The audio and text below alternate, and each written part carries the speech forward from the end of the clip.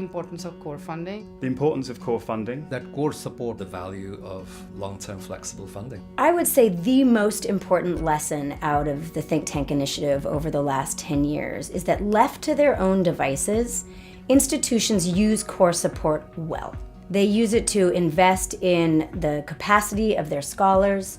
They use it to maintain independence of their research agenda.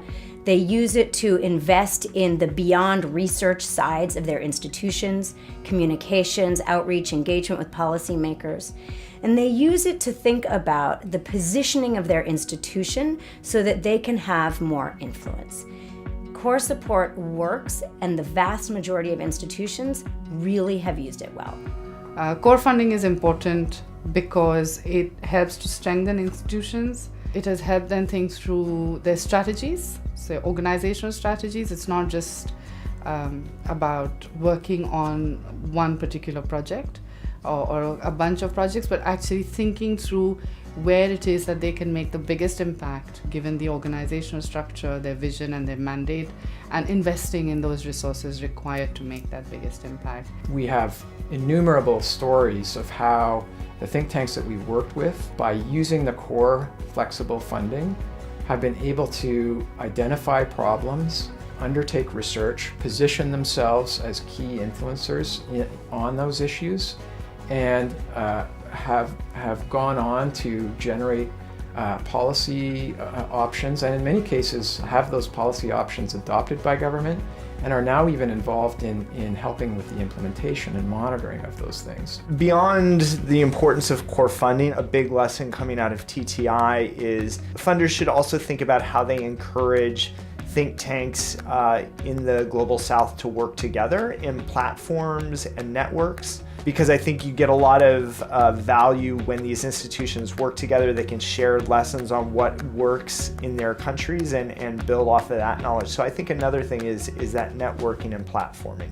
Capacity building support really does need to be targeted to the needs of those organizations. And so, when you're working with a completely different, diverse mix of stakeholders, different, economic, social, policy, research questions, making sure that you have that capacity support that's kind of meeting their needs based on an assessment has been a really important lesson from the program.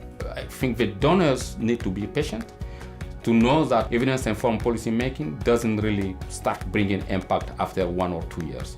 It takes time to do that, and it takes institutional building to do that.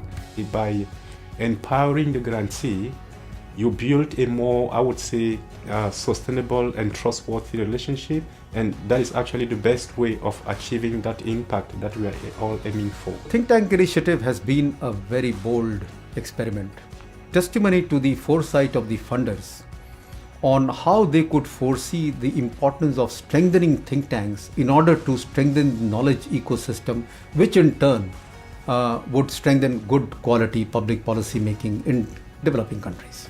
These things take time. These things don't happen overnight. But with time and with patience, Think Tank Initiative has now demonstrated effectively and with a lot of evidence that core support, stable support, assured funding, even if it's a small amount of the budgets of think tanks, matters a lot.